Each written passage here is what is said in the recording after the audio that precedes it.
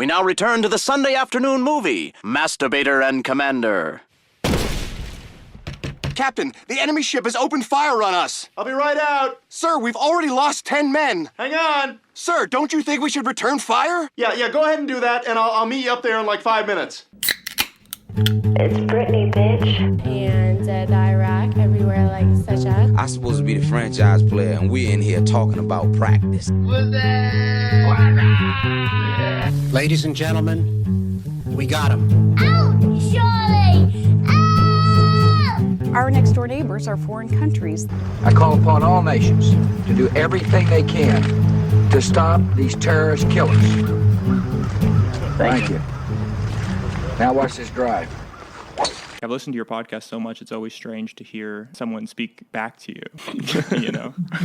Yeah, it's funny. I get myself, I'm so out of the habit of talking extemporaneously on one of these recordings. I'm so used to having my script in front of me. This is very different. I think it's always fun to have the element of surprise, you know, in these extemporaneous conversations. Surprise, fitting, right?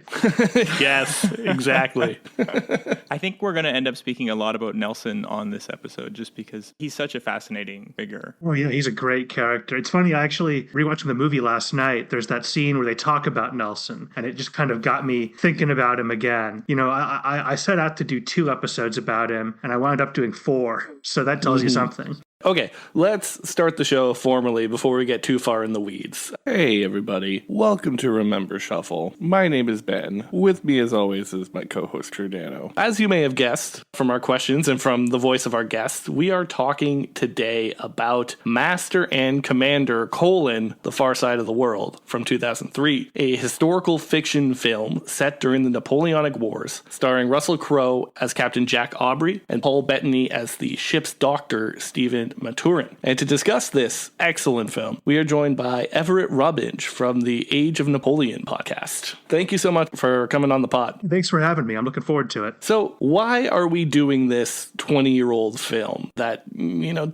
didn't spawn maybe the franchise that its creators wanted it to? This is a Napoleonic War film, one of the few that exists, and we're soon to get a very big one coming from Ridley Scott, his Napoleon movie. What were your thoughts on the trailer, Everett? Well, I could probably go off on this for the entire runtime of the podcast. I'll try to keep it brief. But first off, I'll say Ridley Scott is, no offense to the movie we're discussing today, but he is the director of my personal favorite movie about the Napoleonic Wars, The Duelists, which was his first project, his first big project, a big passion project for him, something he made pretty much on his own. And it's really a beautiful film, well written, well acted, and really, I think they got the Napoleonic Wars. That movie is about kind of the ethos of a soldier of that era, and they really did a good job exploring that, getting into it. It very much feels like it's of the time. It even looks like it's of the time. They did a wonderful job with the sets and the locations. So that alone, I would say, is reason to be hopeful for this Napoleon picture, because this guy, I think, well, at least back in the 70s when he was first starting his career, he really understood this era. So that's reason to be hopeful. He is the master of historical fiction, for sure. He does every era. Roman, medieval, enlightenment. There are no limits. What do you make of the Twitter discourse around this film? I've seen some takes that I kind of roll my eyes at about Napoleon, good or bad. and that's going to decide whether or not he's apt to have a movie made about him. What do you make of some of these conversations on Twitter? I mean, yes, I've seen those same conversations, and I have also rolled my eyes at them. To me, even going beyond just this one movie, I think that's a very simplistic and not very fruitful way to look at this era. You know, I think people kind of want to shoehorn their view of World War II into this era, because it does, in many ways, it is very reminiscent of World War II. But there just are not clear-cut good guys and bad guys in this era of history the way that there were in the 1940s. That was a very unique thing that happened in history in the 1940s. And I think people are really kind of almost stuck, because there is so much discussion of World War II in academia, popular culture, wherever you look. I think people are kind of stuck in that framework and have a hard time with someone someone who is quite ambiguous, a figure who has good, bad, in between, things that maybe were terrible but had positive outcomes. That kind of gray stuff is really not, in particular, what Twitter does well. And I think in general, what our culture does not do very well right now. One thing I'm looking forward to in the movie, and they only faintly gestured towards this in the trailer, but in your podcast, I think the most fascinating part for me was always how emotionally affected by Josephine Napoleon seemed to be. And so even though he was commanding these large armies, he seemed very histrionic when it came to his wife or girlfriend being maybe angry with him or upset with him. Oh, yeah. Their view of masculinity was very different back then. And to us, that seems so silly that this guy who was a great warlord and a great military leader and a statesman and kind of a decisive masculine personality, it seems a bit silly that he was so enthralled to not only Josephine. I mean, he was a inveterate womanizer, and he got kind of obsessed with all kinds of women over the course of his life. And it's a side of him that to us, I think, looks kind of weak, but in this era, for a French man, that was sort of expected to be this sort of, I don't know, bleeding heart romantic, writing these sort of desperate, sad love poems to women. That was expected, and it is a bit funny, though. Okay, so just to make sure that we can fit in our entire discussion of Master and Commander, the far side of the world, let's get started on our discussion of that. So we've talked a lot on this pod about how the 2000s very much changed the way that the movie business operated. And in the 2010s, Bob Iger had taken control of Disney, and after he had acquired Marvel and Star Wars and doubled Disney's film profit margins to 21%, he reflected on what had changed about the movie business. And he said the biggest difference is that people look at making movies like a real business, which, thank God that the bean counters are now in control of the movie business. And in 2003, Hollywood is under this increased pressure to create franchises because their revenues are more predictable. And there were 2 Age of Sail movies that came out, both adaptations of existing IP, both intending to anchor a franchise, and one was based on a series of 20 insanely well-received historical novels, and the other one was based on a theme park ride. And guess which one got the franchise? The one based on the theme park ride. And so in this episode, we'll explore why the theme park ride had more sea legs than the 20-part best-selling book series. Yeah, and I think this movie also, it's a bit of an outlier in the decade's approach to making historical fiction, period pieces, sword and sandals, whatever you want to call them. Although I think you need to really squint to call the Napoleonic War sword and sandals.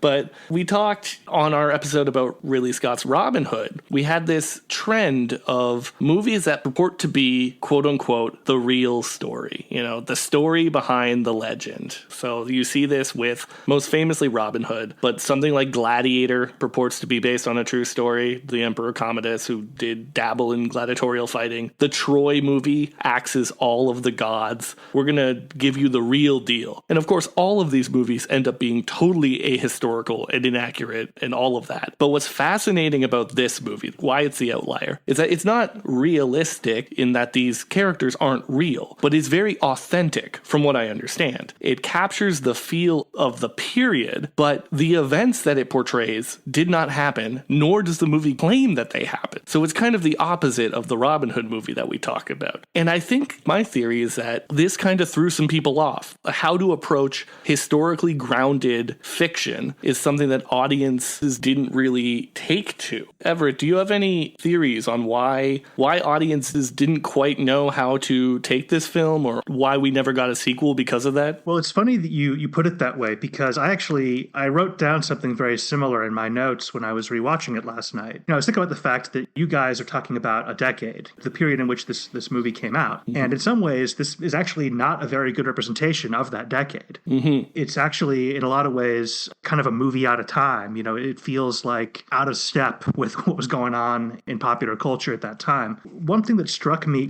I've seen this movie a million times, and any movie you see that many times, different things jump out at you. And one thing that really jumped out at me this time was how earnest this movie is. Yes. There's actually even a scene where I think that they almost tell you, we're being earnest here, we're wearing our hearts on our sleeves, you've got to kind of take the leap with us, which is that scene where Captain Aubrey tells the story about Nelson being offered a cloak. and saying, I don't need a cloak because my zeal for king and country keep me warm. And Aubrey basically says outright, if it had been anyone else in the world saying that, I would have rolled my eyes and thought it was corny. But from Nelson, it moved me. And I feel like that's almost like the director telling you, hey, you've got to take these guys at face value. They don't have the same values that you do. They don't have the same worldview that you do. You've got to kind of take the leap and try to see the world through their eyes and see that they are serious about fighting for their country and they're serious about their faith in God. Even Dr. Maturin, I love that they have that little part where you kind of might suspect that guy's an atheist or something, but he clearly is not. And so I think that that's maybe something that people are just not primed to see that at the movies anymore, I don't think. Especially not from a big budget Hollywood production with recognizable stars in it. Yeah, 100%. I feel like it's either going to be something that's very cynical, which this movie is not, or it's going to be something that's incredibly self-aware, whereas this movie is, as you said, earnest and genuine. This ship is England, as he says. Right. Yeah, exactly. Yeah, and so the tone of the movie is a big part of our discussion today, because I think it's very important for understanding why it may not have been received like other potential franchises at this time. And yeah, I guess since we have you and you're the expert, how authentically does this film portray life on a ship in the Napoleonic Wars? Well, I'll start with the caveat that, much like Napoleon himself, I am a land guy, not a sea guy. Yes. So if this was a movie, if we were talking about the duelists, I'd be able to go into all kinds of detail about the lives of the army soldiers. I'm a little bit less familiar with the ocean stuff, but with that caveat, it is quite accurate. There's a couple little things that jump out at me. For instance, there's a scene where a character says to another character, "Are you okay?" No, that would not happen on a British warship of that era. Okay was, as far as we can tell, obscure American backcountry slang at that point. The idea that a British lord is saying that to a British officer is just not plausible. It's also, it's very unclear. They say that the Acheron, that the ship that they're chasing, is a privateer. It sort of does not quite, the things that we know about the ship sort of do not quite track with that, and the officers all seem to be French naval officers. And the reason for that is that, of course, in the novel, the ship they are chasing is American. For obvious reasons, they didn't want to do that in the movie. So they switched the nationality of the ship, but kept it as a commerce raider that was built in Boston. So it's sort of, the ship exists in a fuzzy area that doesn't quite make sense. They also, at the end, you can see that the ship is still flying the French tricolor after they've captured it, which obviously they wouldn't. I assume it's so that the audience doesn't look at it and go, wait a minute, where'd the second ship come from? To remind you that it's the captured French ship. I've heard from big naval historian nerds that there's some mistakes with like how the watches change. And, that, like, sometimes they ring the wrong bell, because they would ring a bell, I believe, every 3 hours. And I think that sometimes they ring the bell, or like they ring the bell at night, and you could tell that it's the morning bell call, not the night bell call. So that's the level of granular detail you have to get to find inaccuracies here. By and large, it is very true to life, to the point where actually a lot of the incidents in the movie are just sort of borrowed from real events. Yeah. For instance, that sequence where they do the decoy ship to fool the French into chasing this little like raft thing they've built while the real ship sails away. That really happened. That's basically just they changed the characters, obviously, because these are fictional characters, but that's a real event from the Napoleonic Wars. Yeah, and just on an aside about the fact that they changed the ship from American to French, this does smack of maybe something that is a little bit of the time, because just off the top of my head, I could think of, I wrote them down. There are so many movies that are told from not America's perspective. You have something like Tora, Tora, Tora, or Dances with Wolves, or The Last of the Mohicans, or Letters from Iwo Jima. Like, American audiences can take to a good war movie from a foreigner's perspective, but I think maybe 2003, they were just trying to minimize risk here, Well, and I think it's a different matter. To say that, okay, the movie's not about Americans is one thing. To say, oh, the Americans are the bad guys in this movie is something different. I will say this, though, as an aside, this is loosely based on a real thing that happened. This idea of a powerful enemy frigate going into the Pacific and the British trying to stop it. That really happened, and it was an American warship called the USS Essex. And if you're ever interested in a good Wikipedia read that'll take you 15 minutes, look up the war cruise of the USS Essex, because it is a fascinating story. Okay, cool. Yeah, and next I just wanted to preface our discussion of the plot by talking about how this movie is essentially like a character study of a very specific type of guy that I think we all think is incredibly fascinating. And Jack Aubrey is a stand-in for a British naval officer of this era. And as you mentioned, the things that Jack Aubrey does are not so fantastic that they're made up, but these are often real maneuvers that were done by people like Lord Cochrane or like Nelson. And at first when I was watching this movie, I was like, oh, it's like Top Gun, they're two rival fighter pilots. But then I kind of walked that back because I was thinking these ships are like 40 times more complicated than a jet fighter. You can train to become a jet fighter in like 5 years, but to be a ship's captain, it takes generations. You're on the ship at 10 years old, learning every single position. The institutions required to create men like Jack Aubrey or like Lord Cochrane are incredibly deep. And so I just wanted to ask you a little bit about how did society create these types of guys that were capable of commanding such an incredibly complicated ship, and a fleet for that matter? Yeah, that's very well said. You hit the nail on the head there. There's a great line. It's actually about World War I, not World War II, but there's a great line. I believe it's from, I want to say it's Ernst Junger. It's one of those World War I writers. He talks about this battle where, classic early World War I battle where a bunch of infantry went over the top and all got massacred. And he talks about the fact that how do you see that happen to the wave in front of you and then go up yourself when the time comes? And he says that, it took centuries of love to create men who were willing to do that. And there's something to that. It's like you said, it's not just about the individual incentives, or certainly not about the individual personalities that compose the officer corps of the Royal Navy. It's this extremely strict training regimen where these guys are basically raised by the institution from their preteen years, usually. Although some cases it's later, like for instance, Cochrane didn't join the Navy till he was 17. But these are really, they're products of the institution. In some ways, maybe more so than they are products of their own families. And it's an institution that is sort of focused on cultivating, it's a strange mix because there's this very strict hierarchies and obedience. But then among the officers, there's also this culture of taking initiative and even exceeding one's orders sort of under the right circumstances. Because the one thing to keep in mind about these ships, a modern naval vessel, no matter where it is in the world, it's never really out of the control of the government. And they just call them up and it's instant communication. These Napoleonic warships, they are out there and they're either with just their little squadron or division or whatever their fleet that they're in, or alone. Like the story we see in this movie is not at all unusual. And so they need to also cultivate this culture of initiative and boldness and daring to keep things moving when there's no one, there's no one making Aubrey do this stuff. It's got to come from within because no one could make him do it because he's out there alone. If he was interested in doing the bare minimum and lazy and didn't care about the cause, well, he'd just sail around Brazil for a couple of weeks and come back and say, yeah, I couldn't find the French ship. Sorry. Some of that is the, king and country, these high ideals that get drilled into them as young men. As you can see from Aubrey's interactions with the midshipmen, how they're sort of being, indoctrinated's the wrong word, but they're being introduced to certain ideas and ways of thinking about the world and themselves that would enable them to be good officers. There's that element to it, but there's also an element of money, getting paid. And they touch on this in the movie. They talk about the prize. That's one of Aubrey's war cries right when they board the ship for the prize. That's money. He's talking about let's all get paid. It's wrong to call these guys mercenaries because they mostly were true believers. But there's that element. Nelson almost got himself killed in the Canary Islands on a mission that was purely about the payday. Yeah, I remember you mentioned that he approached the army and he was like, well, I'll split the loot with you. And the army was like, what are you talking about?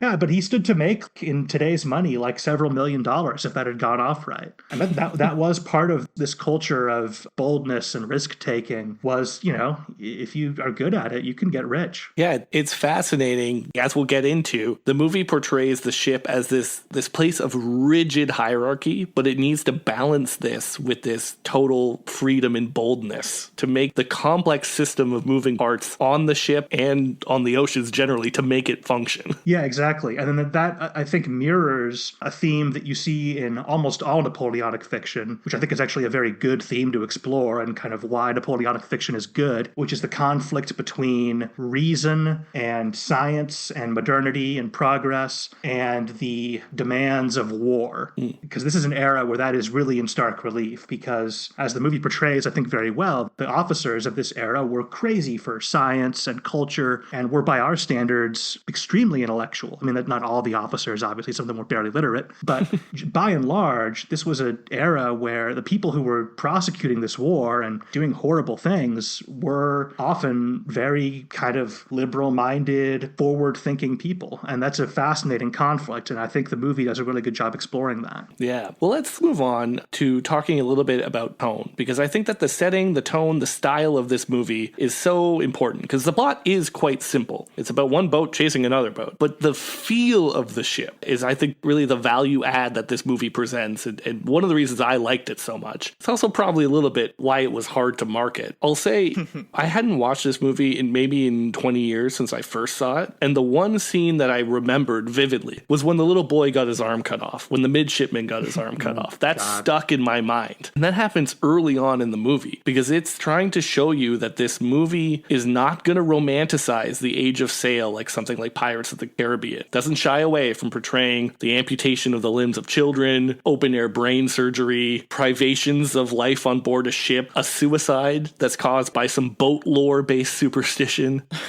and just these periods of extended boredom followed by periods of extreme danger. And of course, there's general like death and destruction when battle is joined. But I think what's so great about this movie is that there's a world where this could turn into just misery porn, something like Requiem for a Dream or Grave of the Fireflies, something like that. But you still have these moments of levity and joy, like when the officers are dining and Russell Crowe makes this groaner of a pun about the lesser of two weevils. You see the men playing shanties, the enlisted men, and you see the officers play classical music, and you see them, explore corners of the world, and you see wonder and marvel as they get to the Galapagos Islands. In conclusion, the Napoleonic ship is a land of contrasts when it comes to tones here. It's something that really stuck out for me. Right. Yeah, and to me, I mean, that's so much of the appeal of this era, is that this is a time when the world is opening up in ways that, I mean, if you really, if you want to like get stoned and really try to wrap your head around it and think about just how much was changing at this time and how people were having these opportunities that they never could have had before to have an impact on the world and to understand the world. And it's an era of just so much hope and optimism. And then at the same time, it's an era of just, I mean, the death is around every corner. A lot of people are living these lives of just horrible grinding misery. And so it is this, this contrast between this bright future that people are envisioning and the paradox that dream of a bright future has brought a lot of violence into the world and has actually intensified the violence that was already in the world. And that's, I think, a lot of the romance of this era. And the movie, I think, does a really good job of communicating that. The books are written by someone with a love for this era, and I think the movie really brings that feeling onto the screen. I agree. And that feeling is what the movie is about. And that's why it seems so out of place in this decade, because I remember someone trying to describe the plot to me, and for a big budget movie at that time, they fit a certain structure, and this movie is character driven, and it's about the vibes, right? And so I can describe the other franchises and say, Frodo is trying to save the world. Neo is trying to save the world. John Narnia is trying to save the world.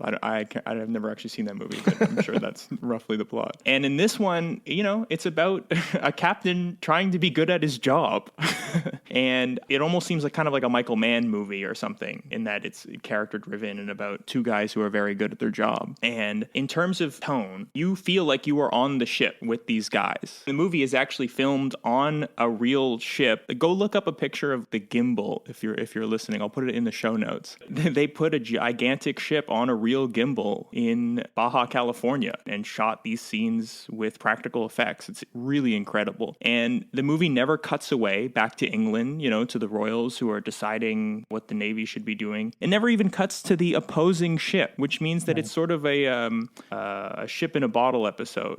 You are on the ship with the crew the entire time, which means that if they're out to sea for months at a time, that's where you are as a viewer. When they finally land on the Galapagos Island, which by the way, they're the first movie to ever actually film on the Galapagos. When you get off the boat, when people are measuring birds and eating turtles, you are so excited to be off the boat for a moment, just as the crew is. You're like, yes. And when they show a cactus being boiled, it's the first time you've seen green food in forever. And like, I felt a sense of relief and like, oh, vitamin C, thank God. Which, by the way, they're not eating that. That's they're making liquor out of it. Oh, okay. Right. I should have assumed. Napoleonic sailors, the eating greens, whatever. Drinking greens. That's what we're talking about. And then when Jack orders them to get back on the boat, I was like, no, let me measure the birds. Come on, I'm having a good time here. I'm eating turtles. But it really is an experience, this movie. And I would love if movies like this still came out every weekend. Yes. I actually was talking about this with someone with regards to 1917, which came out a couple years ago. And I mentioned to someone that there was an era where they were churning out a lot of movies like this, mostly about World War II. In like the early 60s, there was a new World War II movie like every week. And they're mostly extremely forgettable because they're basically focused, the forgettable ones, they're basically focused on just telling the story of some battle. And that means that they've got an actor playing General Montgomery, they've got an actor playing Winston Churchill, they've got an actor playing Hitler. And it's kind of just like reading a textbook, but on the screen. And to me, if you're making a film of history, that's sort of not film's strong suit, relaying just kind of factual information like that. You want a movie that explores the feel, the vibe, as you put it, that kind of puts you in the shoes of the people who were there, that wonders, oh, what might this have looked like? What might that have looked like? That's what makes good historical fiction on the screen. And that's what this movie does. As you pointed out, there's no like guy playing Lord Nelson who we get to see in a flashback. There's no guy playing William Pitt who we get to see him explain what's going on the ocean. Because that would be a waste. Because what's good about this movie is what's on the boat. Yeah, absolutely. You mentioned drinking cactus liquor. I have one quick alcoholism question for you about alcoholism in the British Navy. Because you said in one of your Nelson episodes that when they preserved his body in the cask of brandy, that's where we got the expression, a drop of Nelson's blood. And if I understood you correctly, they needed to put armed guards to make sure people wouldn't drink the corpse wine. Was it that bad in the British Navy that people would drink brandy that had a corpse in it? Well, that's something that you got to understand about this whole era is by our standards, a huge proportion of people in this era were alcoholics. Probably most of the decision makers and a very large portion of people in the military. Drinking was a huge part of military culture, and that was especially true in the Navy. One anecdote I've always liked is that Frederick the Great, so a generation earlier than this, wrote like a sort of basic, it's his standing instructions to his generals. So it's like a kind of like a little handbook of things you should always do when you're leading a Prussian army. And one of the very first things in it is about making sure that your men have enough booze because they might mutiny if they don't. So drinking, it's honestly hard to underestimate how much people were drinking at this time, and especially in the military and especially in the Navy. It was just a massive, that was a big source of their recruits. The world was full of destitute drunks, and the Army and the Navy were places where, hey, life is pretty bad, but you do get your half pint a day. So if you're that hard up that a half pint a day might mean you're not going into DTs, that's an option to consider, right? That's the thing I like about this movie, too, is they don't shy away from the fact that every time the officers are at their mess, they are roaring drunk. And I really think that they could have sort of soft pedaled that, and they do not at all. Alcohol was just a constant feature of life in this era, especially on the ocean. Wow. Yeah, I couldn't imagine being hungover on a boat. Yeah, as if it wasn't bad enough. Imagine waking up after sleeping in a hammock in like 100-degree heat after getting drunk the night before. Yeah, geez. All right, so that's our bit on the tone and the setting, which I think really are the movie's strengths. I guess the one last thing I'll say, and we've already kind of mentioned it, is just, how sincere this movie is. It's been so long since I've heard a genuine action movie zinger. I had no idea that a study of nature could advance the art of naval warfare. Now to pull this predator in close and spring our trap. Jack. Yes? You're the predator. And that ruled.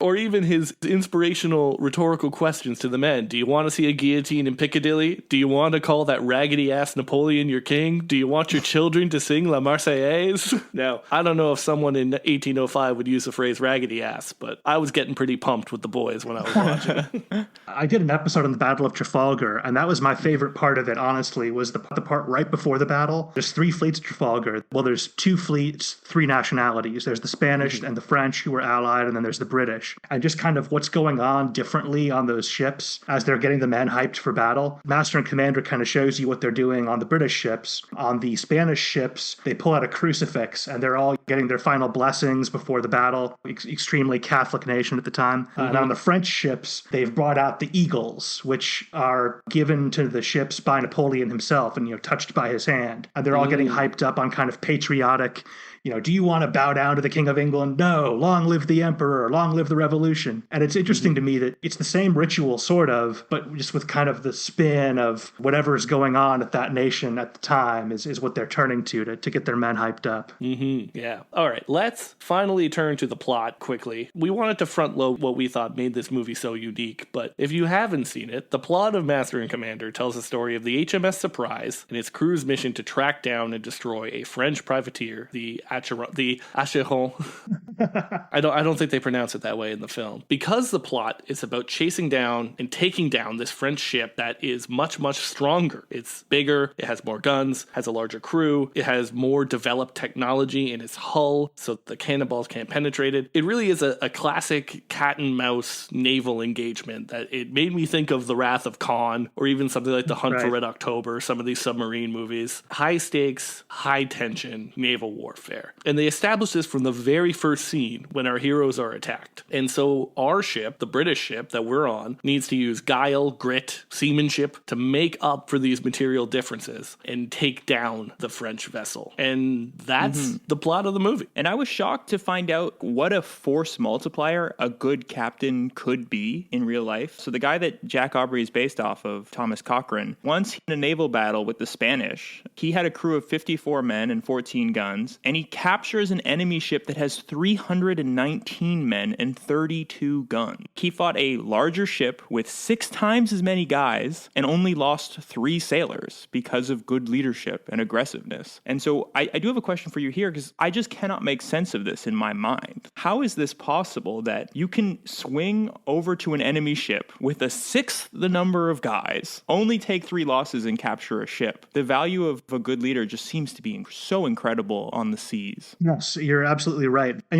this is not just one incident. So this is something that blew my mind when I was researching that Trafalgar episode. Throughout the Napoleonic Wars, the consensus among modern historians is that, well, it's a fact that France and her allies built more warships during that period. And it is the consensus among modern historians that the French, Spanish, and Americans were all better at building warships than the British. And if you look at the battles, for instance, the Nile, which they mention during Master and Commander, one of the great British naval victories of this era, the British are all older than the French warships and smaller. So this is not like, this is the one incident where Cochrane managed to pull this off because he's a genius. This is sort of the story of the competing navies in this era. The leadership and the skill of the man is the X factor that enables you to triumph. It almost doesn't matter that the French are able to build better ships because the British just take them. By the end of the war, a huge proportion of the Royal Navy's vessels are captured French, Spanish, Danish, American, whatever warships. And it's because their navy is big enough that it can absorb the losses of the war in manpower, and the French navy is not. And so they're at a point where the French navy is, by the end of the Napoleonic Wars, almost broken just because they can't get experienced sailors. They can't get experienced officers because their officers die or get captured as they're rising through the ranks. As you pointed out earlier, it takes decades to make a naval officer. If you lose a bunch of these guys, it's not like you can just hire more. The British can do that because they have this really powerful institution in the Royal Navy and this massive merchant fleet. It's kind of in the background of the movie, but when they rescue those whalers, and the whalers get absorbed into the crew. And then at the end, he tells his second in command, who's taken command of the captured French ship, to appoint the leader of the whalers as his second in command. So that guy's just part of the team now, even though he's some civilian, because the British merchant fleet was that good that they could just pick a guy who was an experienced captain, and he's probably pretty good. The French didn't have the luxury of doing that. Actually, by kind of midway through the Napoleonic Wars, the French are just conscripting people and putting them on ships. So people with no maritime experience having to learn all that stuff on the fly. Whereas the British Navy, a large majority of the men on those ships either are career Royal Navy men or are experienced sailors, fishermen, whalers, whatever, who know how to be on a ship and know how to do their jobs and have been conscripted into the Navy. And so having these officers with decades of experience, these men who actually know what they're doing, it almost doesn't matter what ship you're on, because if you have that mix of people trained in the culture of the Royal Navy, they can make it happen. They have the skills to make it happen, whatever needs to happen. And it's funny that you brought up The Wrath of Khan, because I think that Star Trek that's kind of the model for a lot of how Star Trek stories work. And indeed, when they were creating Star Trek, Thomas Cochrane was the guy they chose to base James Kirk on. Nice. Wow. That's awesome. I didn't know that. That's great. Yeah, Cochrane, so he's got Horatio Hornblower is based on Cochrane, Jack Aubrey is based on Cochrane, and James Kirk is based on Cochrane. So I think most people don't know his name, but he's actually a weirdly influential figure in popular culture. That's crazy. That's awesome. Yeah, and it's so funny because I know, like, you think about the French Revolution, you think about the French really bringing in meritocracy into the army, you know, promoting people who are good at warfare. But, you know, like you just said, if it takes so long to get that much better at naval warfare, you can't do the same thing. You can't do the reforms on sea that they did on land, right? On land, they're relying on sort of audacity and courage and commitment and ideological fervor to sort of get them over the hump that they are missing from all the officers deserting, which happened in both the Army and the Navy. But in the Navy, you actually see the French captains before Trafalgar saying stuff like that, like, hey, the British are more experienced, but, you know, we've got the guts. And it just shows you that does not work on the water, because there's an anecdote I've always loved. At the end of Trafalgar, a horrible storm blew in the very next day. And the British captains, all of the British captains who survived the battle instantly knew that was coming because they felt the wave. And there's a certain kind of wave that you get when there's a storm a certain distance away. And literally just these guys, imagine how distracted they must have been right after the biggest naval battle of all time at that point.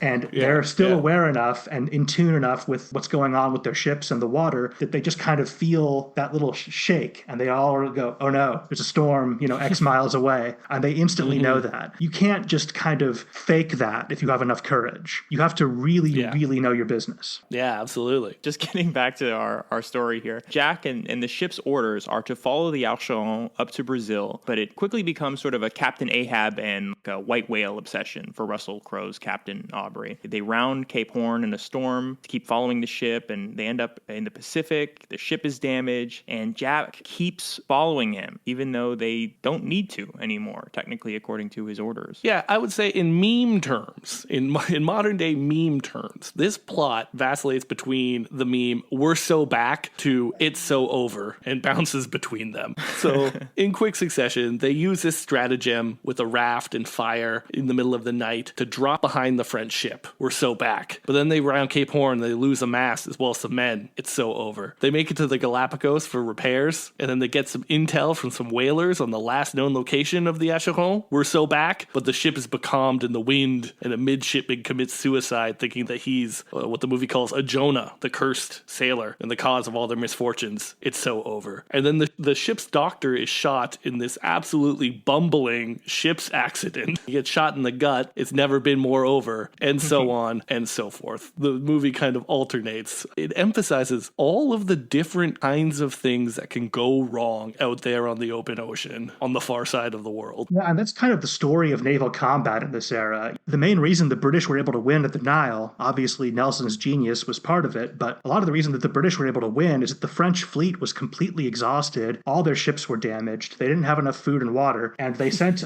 almost half their sailors ashore to just try to find, you know, our fleet is fucked. Find us, you know, something to fix it with.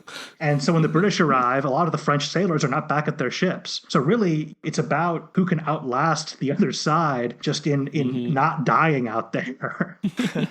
The climax of the plot of the movie, the final battle, involves the captain being inspired by the humble stickbug to disguise his ship as a whaler to make the French ship come to him. Then, once they're really close, they have one shot at a broadside. The English win. Russell Crowe promotes one of his men to captain and puts him on the French vessel to sail it back as a prize. But what a twist. The French have pulled a ruse of their own, and it turns out that the ship's doctor who presented the saber to Russell Crowe to surrender the vessel was in fact the French captain in disguise. And this is one of the last scenes of the movie, is Russell Crowe realizing that he has been had by a ruse, which is kind of like I laugh, but it's like them trying to set up a sequel, I think, in some ways. But yeah, I guess the question that we had is presenting the saber not binding by some kind of rules of sea honor?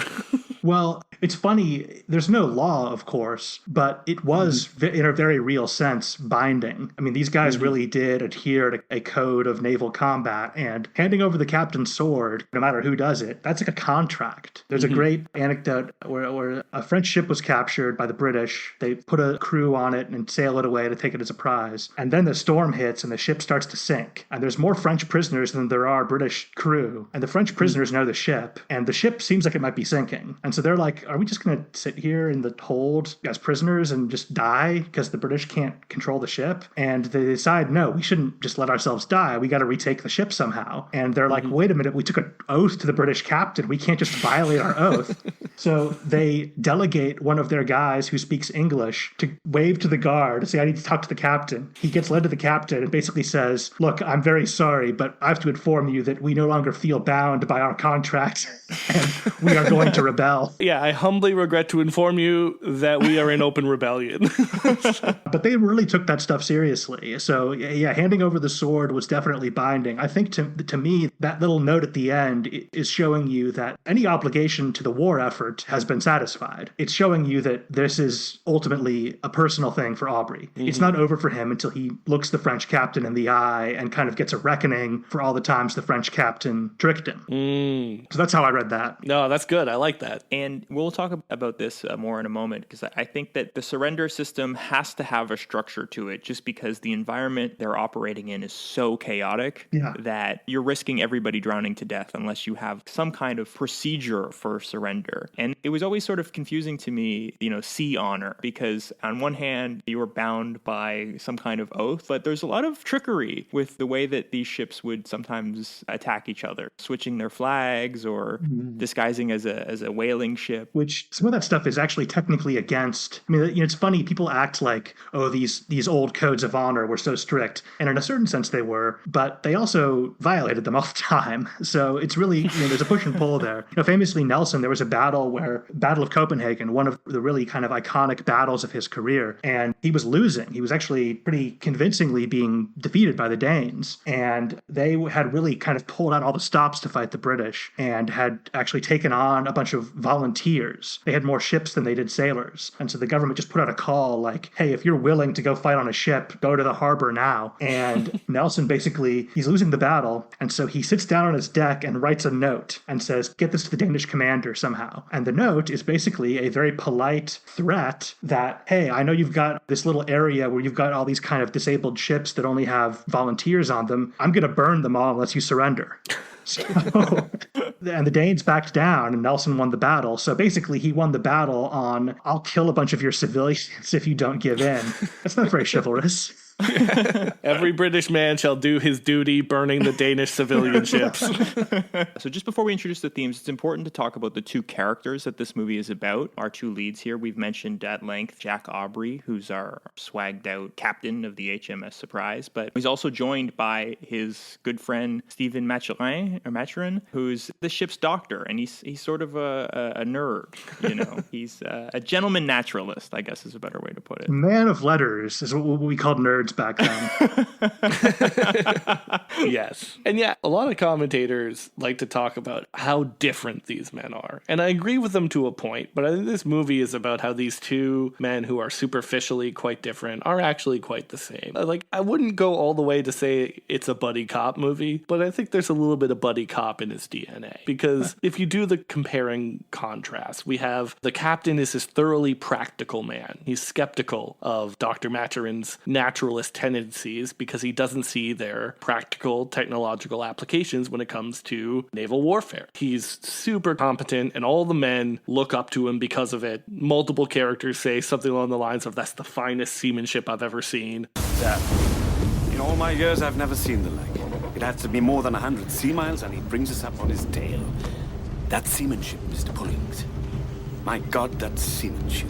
And he's this true believer in the rules, regulations, and missions of the British Navy. His men respect him, but he keeps them at arm's length. And you even see him believe a little bit in this ship's superstition, like the Jonah. He says, you know, there are some things that can't be explained by science or what have you. And on the other hand, Paul Bettany's Stephen Maturin is soft-spoken. For any German philosophy fans out there, he wears the tiny little Max Stirner glasses. And he's just insatiably curious about the natural world and knowledge for the sake of knowledge. One of the things that they beef over is that he is less enamored with hierarchy. One of their big conflicts has to do with whether or not flogging is justified. Flogging specifically over the issue of saluting an officer. So flogging that has to do itself with the reinforcing of hierarchy. And, you know, he's a bit of an outsider because he's meant to be half Irish, half Catalan. But like any good buddy cop movie, they're actually quite similar. They're both competent. They both have a tendency towards obsession over their goals. And yeah, I mean, they both eventually kind of become more like one another in the end. Yeah, and I think that relationship, you know, I mentioned earlier that in a lot of Napoleonic fiction, there's this tension between the demands of war and the modern state, and then on the other hand, reason and progress and modernity. And I think that you see that, you know, in the characters as well. Obviously, they're not caricatures. They are good, well-realized characters, but you can see Dr. Maturin clearly more on the reason, progress, enlightenment side, and Aubrey ultimately comes down more on the demands of the service, as he puts it. Yeah, and I think their relationship is a huge part of what makes this movie so great. We keep saying it's a character study, but it's great to see them fight. It's great to see them support one another. It's great to see them grow and change for one another. They're well-realized characters with arcs, and they even jam together. One of them plays a violin, the other one plays a cello. It's good stuff. Yeah, and I thought it was interesting that they jam twice in the movie. And the first time, one of them is plucking, and then the other one is using the bow. And then in the second time they jam together, after they've learned from each other, you know, they've switched, and the other one is strumming, and the other one is using the bow. It's really interesting how they both learn the values of the other and how they're made better by that compromise and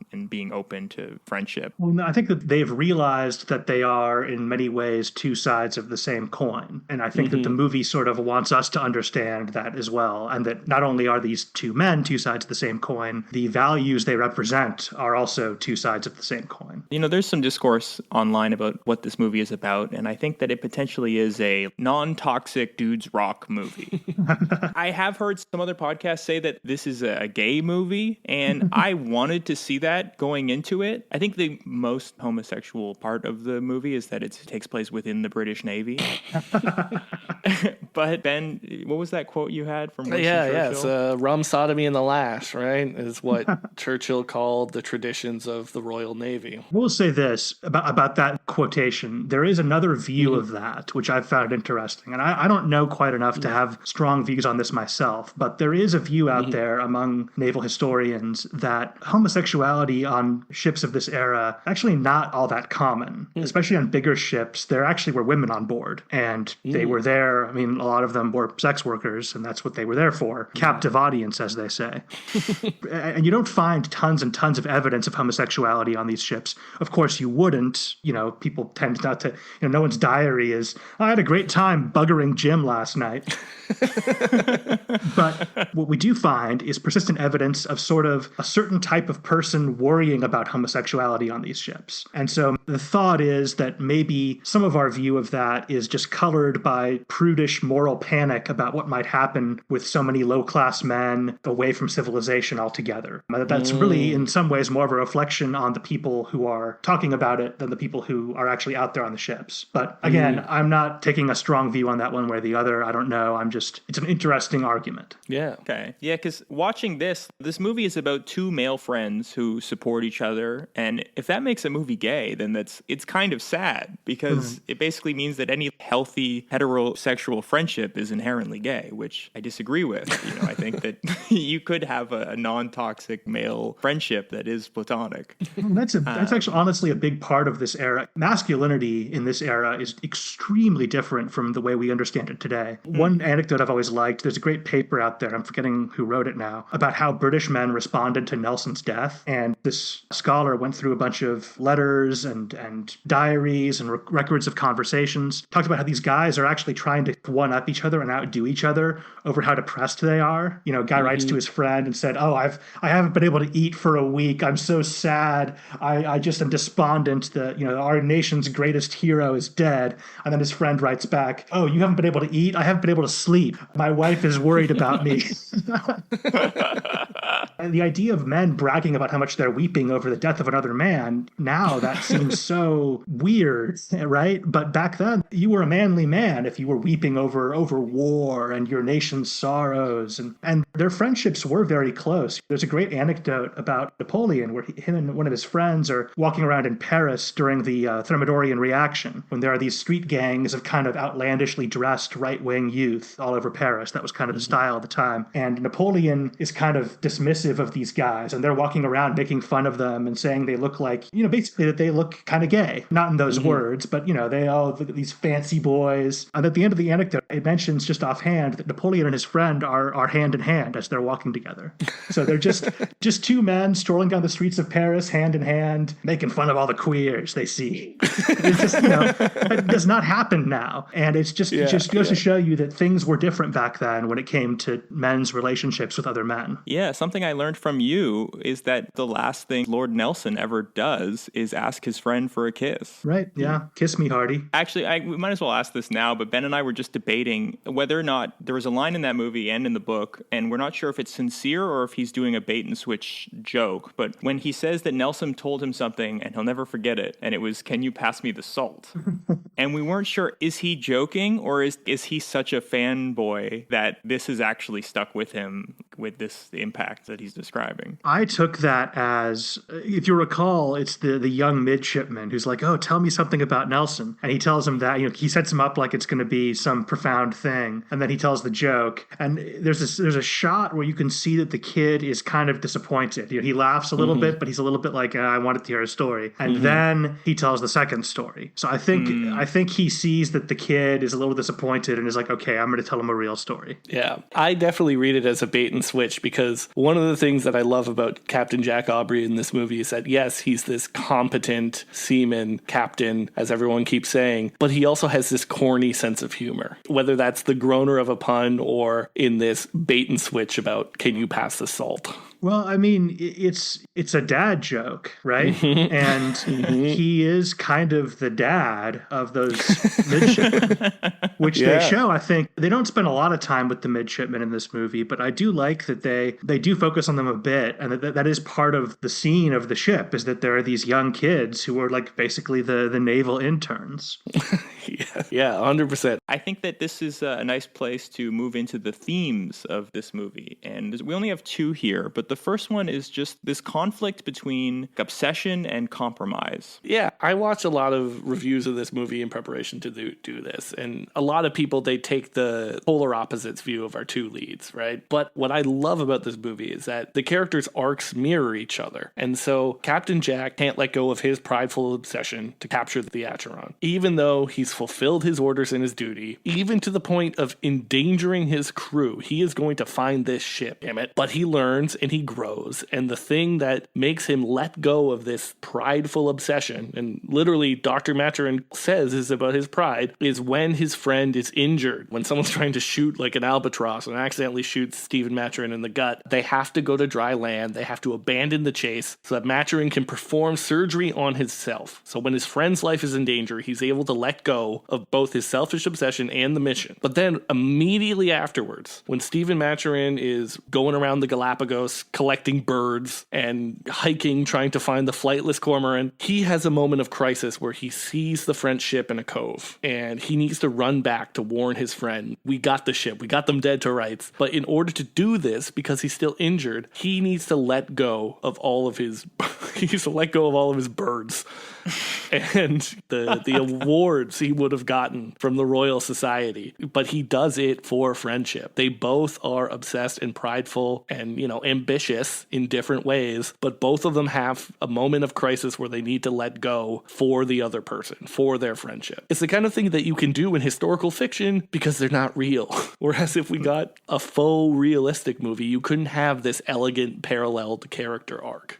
As an aside, it's pretty wild. I kind of did not pick up on this until this most recent rewatch. They sort of imply that Dr. Maturin might have discovered the theory of the origin of species had he been given a little more time on the island, which is kind of wild, actually. Yes. Yeah.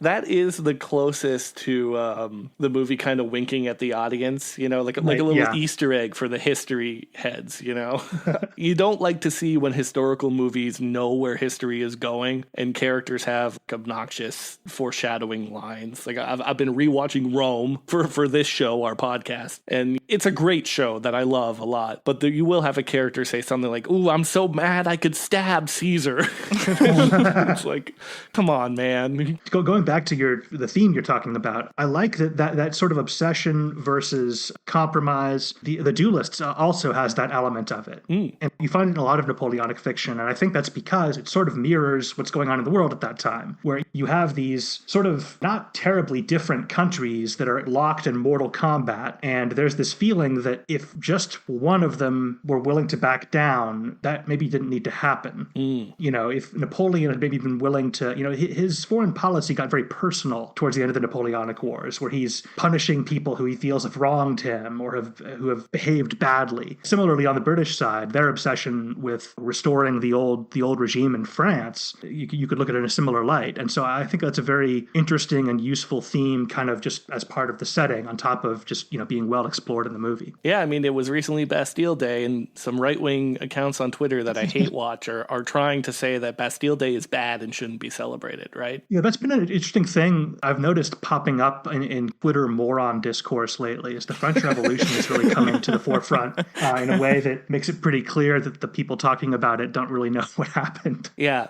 let's take one of the most famously complicated events in history that people have written entire volumes over, poring over it week by week, 1789, 1793, and let's just be like, you know what? Bad, not good. What an astute observation. I would have done it differently if I'd been there, I'll tell you what.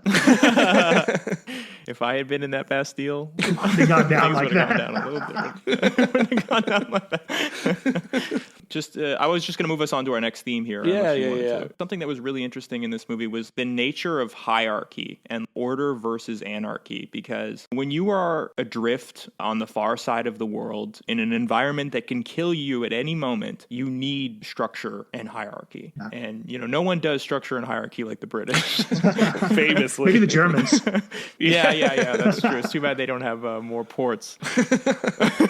But the British class system on the ship is as strong as it is on land. The movie makes a point several times to show you that there is this divide between the officers and the sailors, and that it's important to keep this divide present. Right. I think that subplot with the Jonah does a really good job of exploring that really the hierarchy feels so strict as an outside observer from modern times looking back on it. But then when you really kind of break down the dynamics of these ships, in a certain sense, it is kind of hanging by a thread. Mm-hmm. That thread is the authority of the captain and the officers. Yeah, and the scene in which that kind of middling midshipman, that guy is both a midshipman and a midshipman.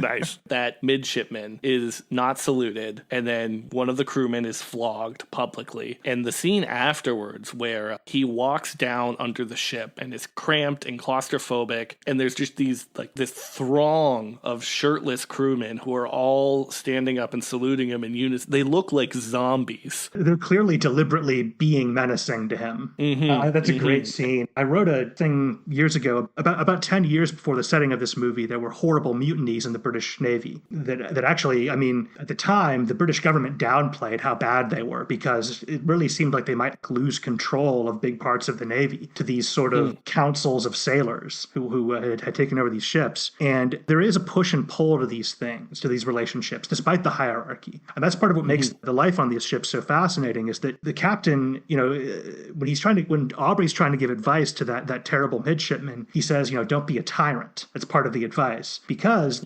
this is not a purely one-way relationship where the officers dictate and the men obey. There is a push and pull and there's almost like proto-labor unrest on these ships sometimes where the men refuse to do certain duties or find little unofficial ways to act out to voice their displeasure if they're angry about something. And it is, even in this relationship of domination, it's reciprocal because at the end of the day, they all are crammed together on this little tiny vessel together. They have to cooperate to survive. I think they do a really good job getting into that because without that subplot, it might seem like it's just, the sailors are automatons and the captain commands and they do what he says. Yeah. Even the enlisted men have their spaces that are not meant to be infringed upon. Yes, absolutely. Like when they're singing a shanty and the midshipman joins in and singing and they all stop. And he has just managed to piss everyone off because the officers are disappointed in him for crossing this class threshold, as are the enlisted men. Right. And then similarly, when Maturin brings up the idea of tossing the grog overboard and Aubrey's like, absolutely not. One of the things he says is,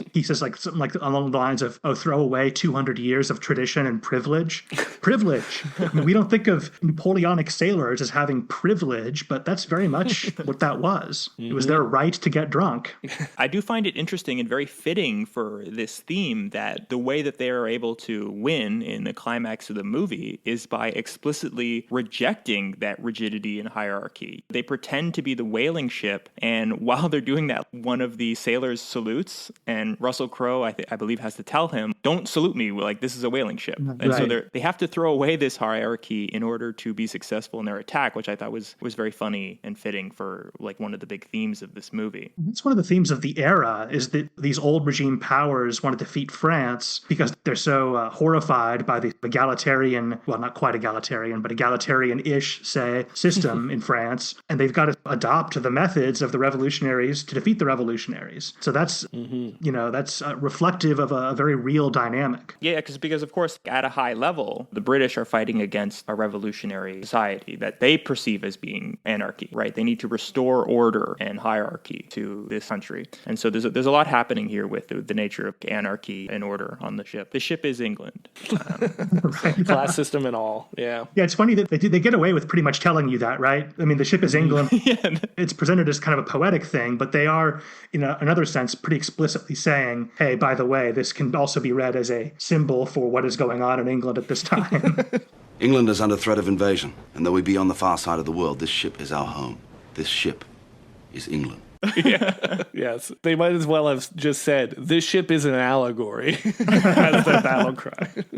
Okay, so that wraps up themes. Our final section, we always like to talk about echoes in the culture and maybe how this movie could be felt today in some way. And I think the most interesting thing about this movie is that there are no echoes in the culture, unfortunately. This is the greatest franchise that never was. They had 20 novels to work with. They very much could have made more of these movies. But, sadly, the movie only made $1/5 billion. And the studio was like, we'll never financially recover from this. Yeah, solidarity with the striking writers and actors. This movie didn't make enough money at only $200 million to warrant a second one. So yeah, I was kind of looking up in preparation of coming here, when exactly did this come out? I'd forgotten. It came out like right when we invaded Iraq. Maybe the worst time in recent American history for sort of a nuanced portrayal of war, because people were not feeling the nuance in 2003. Yeah, absolutely. And it came out during the Lord of the Rings year at the Oscars. So this thing won 2 of the technical Oscars. It won, I think, cinematography and sound design. It should have. It rocks. It's a movie, yeah. When it's chaotic in battle, the camera's shaky. When they start to be more disciplined, when they're training to take take down the Ahoy and the camera's more still. Like, it is one of those almost every frame a painting films,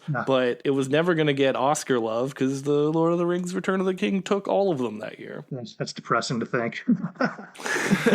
Think for a second about how crazy it is that there are so few echoes in the culture from this movie. If you're a longtime Shufflehead listener, you'll know that for our first 10 episodes, almost without fail, we would have to say, oh, and there's a reboot in the works. Oh, and there's a sequel in the works. And this is for shit that was bad a lot of the time. They made a How I Met Your Father sitcom on Hulu. They made a Jackass 4. There's a Boondock Saints 3 in the works. Or pop culture products that were mid to bad to begin with is worthy of a sequel or reboot treatment. But somehow, this awesome, well-made, well-executed, well-acted, well-written film is just totally consigned to the dustbin of history. It did kind of have a bit of a meme renaissance recently. Yeah. Like a gentleman had tattooed, the year is 1805, the oceans are now battlefields, tattooed onto their back. And so it was good to see it getting some love in pop culture. I have a slight bone to pick with that. Napoleon was not really the master of Europe until like 1807, 1806 maybe. 1805, I know why they did it. They wanted to set it before the death of Nelson, so that Nelson would be this looming figure rather than, canonized secular saint as he was immediately after his death. But it's still an iconic, I love that has become a meme. I'm not sure if that has any broader cultural significance beyond the fact that it's a good movie and a lot of people liked it. But it is not entirely accurate, I would say. So yeah, our closing thoughts here, other than the thing we've said many times, the Napoleonic ship is a land of contrast. I think that historical fiction is a really big missed opportunity for movies. I think that, Everett, like you were saying, these kinds of movies that are meant to teach you dates and battles like a history textbook are not good movies. I think history should be used as a backdrop to kind of capture what it was like at that time, what it might have been like to live through times that are so different, almost unfathomably different from your own. Unfathomably is an inadvertent naval pun. I apologize for that. But yeah, it really does seem like audiences don't know what to do when their historical fiction is fiction and presented as fiction. Well, I'll say this, though. 1917 is in some ways a similar movie. I would say Master and Commander is a lot better than 1917. But I think 1917 is similar in the sense that it's mostly focused on what would this have been like if you were there. Think of all the crazy sights that you would have seen and all the weird things that would have happened to you and just how different your life would be if you were living at the front in World War I. And it's not really focused on the big battles and teaching you about the different personalities that were important. They don't cut away to General French at any point. They don't cut away to Lloyd George at any point.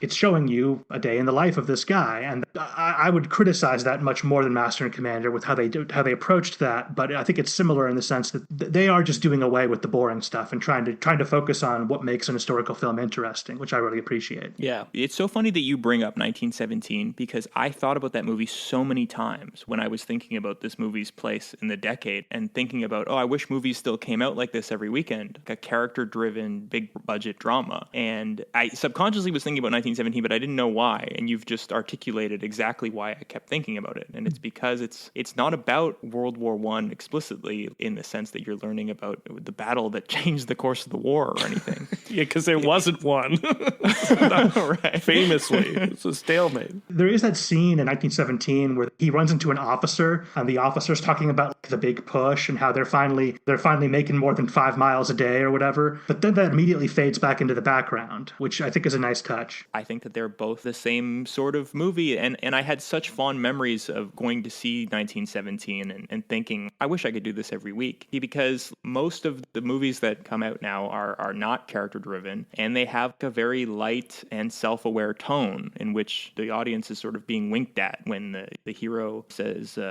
some kind of meta commentary on the situation or something. And both of those movies are, sincere pieces of historical fiction driven by a character. Yeah. All right. I think that's all we got for today. As we wrap up, I want a huge thank you to Everett Rummage from the Age of Napoleon podcast for coming on Remember Shuffle to review this 20-year-old film. Thanks for having me. It was a pleasure. And do you have anything you want to plug other than Age of Napoleon? Just the Age of Napoleon. That pretty much takes up all my time. Nice. Yeah, I would recommend, by the way, checking out your series on Horatio Nelson within the Age of Napoleon podcast. Yeah, that's worth bringing up. If you don't want the full whole experience. There is a series of 4 episodes on Nelson that would rhyme with this movie quite a bit. And there's also, I think maybe my personal favorite episode is the episode on Trafalgar, which really gets into, this shows us the smallest possible view, just the ship. And that episode will give you a view of a whole battle. So like zooming out slightly and seeing a whole fleet rather than just one ship. Awesome. Well, yeah, as I always say, like, subscribe to Remember Shuffle, tweet about us, TikTok or Instagram. I don't know. Giordano handles that side of the business. And we'll see you next time. Ciao, ciao. Chip Shaling, Bristol Fashion, ahoy, hoy. All right, bye, everybody. Farewell and adieu to you Spanish ladies. Farewell and adieu to you ladies of Spain. For we've received orders but to sail for old England. But we hope in a short time to see you again. We'll rant and we'll roar like true British sailors. We'll rant and we'll roar all on the salt seas until we strike soundings in the channel of old England. All you shan't